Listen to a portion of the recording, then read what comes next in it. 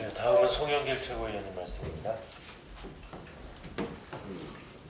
건설회사 사장이 공기를 신속하게 마치려고 직원들을 닥달해서 작업화를 신고 조인트 까고 줄 세우고 얼차를 시키는 그런 시대로 좀 돌아간 느낌이 듭니다.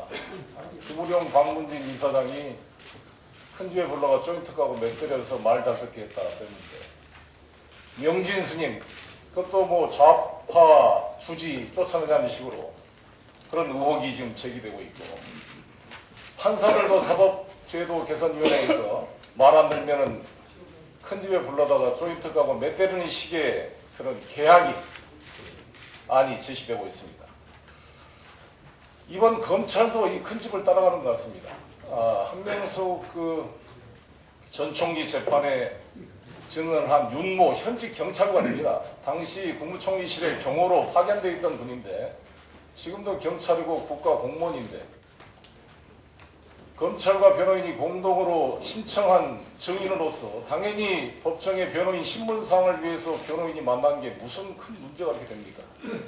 자기들 입맛에 안 맞는 증언을 했다 그래서 두 번이나 불러다가 협박식 수사를 한다는 것은, 이것은 재판을 받을 권리의 침해이고 공판 중심주의의 침해입니다.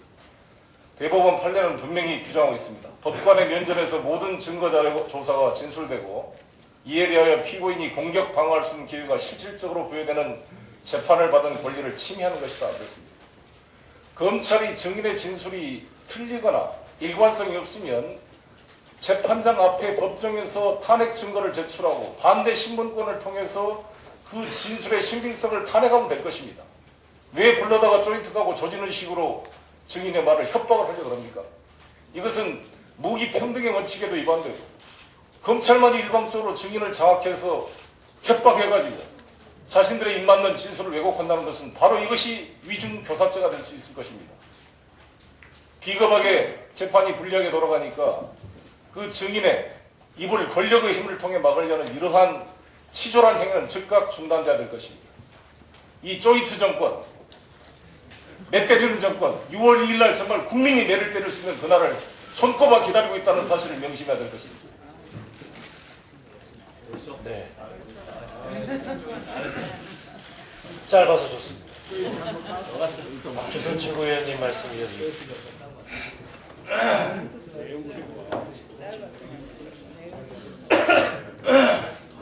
우리 형법의 위증죄는 기억에 반해서 허위 사실을 진술하면 처벌하도록 되어 있지, 검찰이 원하는 대로 진술하는 것을 처벌하는 것이 아닙니다.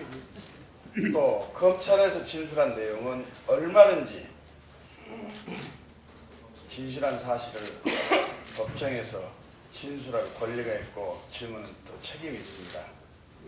세상에 전직 대통령을 정치보복 수사를 해가지고 죽음으로 몰더니 반성과 회개는커녕 또 전직 총리를 아무런 증거도 없이 선기소 후 증거 수집이라는 희대의 검찰권 행사라는 검찰이 이제는 실체적 진실을 발견해서 공정하고 정당한 재판을 받게 해줘야 할 책무를 위배해가지고 피고인의 방어권을 침해를 하고 실체적 진실 발견의 재판을 부정하는 이런 막가는 태도는 우리 검찰 개혁이 얼마나 중요하고 얼마나 빨리 이루어져야 하는 것인가를 국민에게 반증한 것이라고 생각이 듭니다.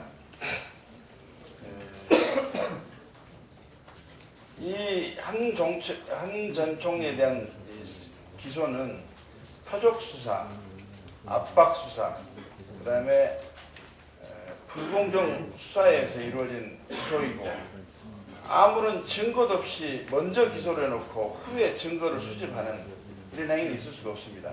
특히나 검찰에서 압력에 의해 가지고 허위 진술한 증인이 법정에 나가서 진술을 시정하고 진실한 진술을 했는데 그걸 위증죄로 불러다가 압력에 의해서 압박에 의한 수사를 한다는 것은 이 재판 자체를 부정하는 것이기 때문에 국기를 흔드는 중대한 문제다, 이런 생각을 하면서 검찰이 지금이라도 늦지 않는 공소 취소를 신청하라 하는 말씀을 드립니다. 이 명진 스님 발언에 대해서 한 말씀만 드리겠습니다. 우리나라 헌법 20조 2항에는 국교는 인정되지 아니하고 종교와 정치는 분리된다라고 되어 있습니다. 대법원을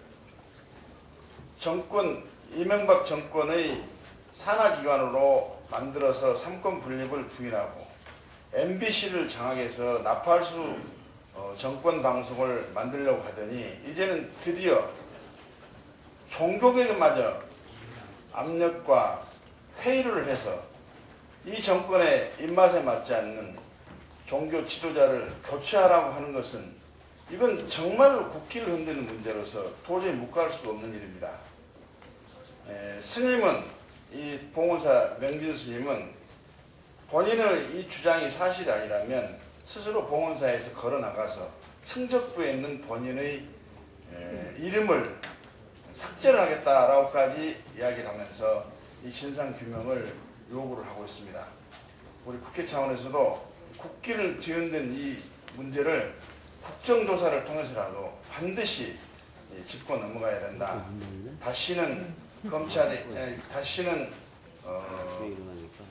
정치권 내지는 정권이 종교의 부당한 압력과 편법을 동원해서 종교마저도 종교 자유 내지는 종교의 신성함을 해치는 일이 없도록 민주당이 앞장서서 나서야 되겠다 하는 말씀을 드립니다. 이상입니다. 예, 다음은 김진표 최고위원님 말씀입니다.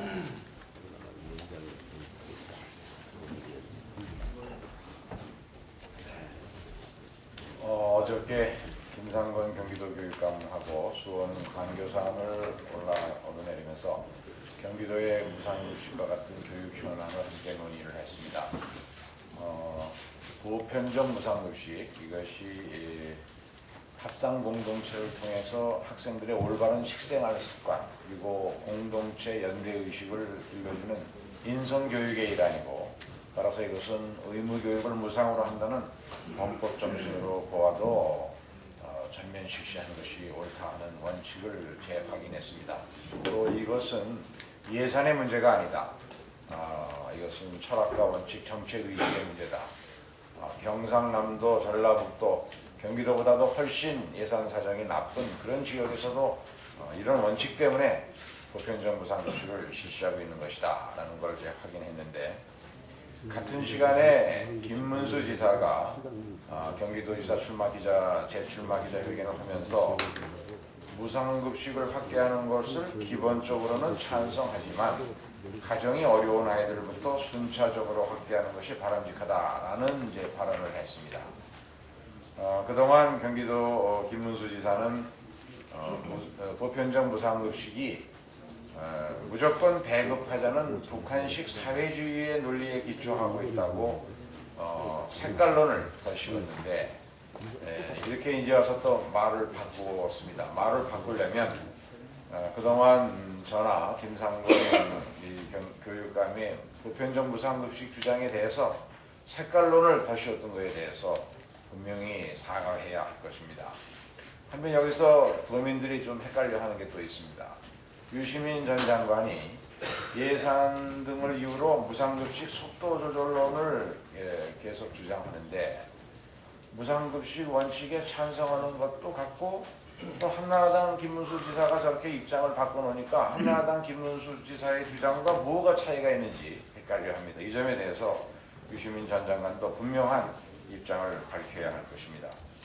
우리 민주당은 수차례 약속한 대로 이번 지방선거에서 승리하는 지자체부터 전면적으로 보편적 무상급식을 실시할 것입니다. 그 예산은 부자감세 4대강 예산만 중단하면 당장 가능하고, 또 예를 들면 경기도에서는 경기도 기초자치단체, 도교육청 이렇게 세 곳이 재원을 나누어 부담하면 내년부터 전면 실시하는데 아무런 문제가 없습니다.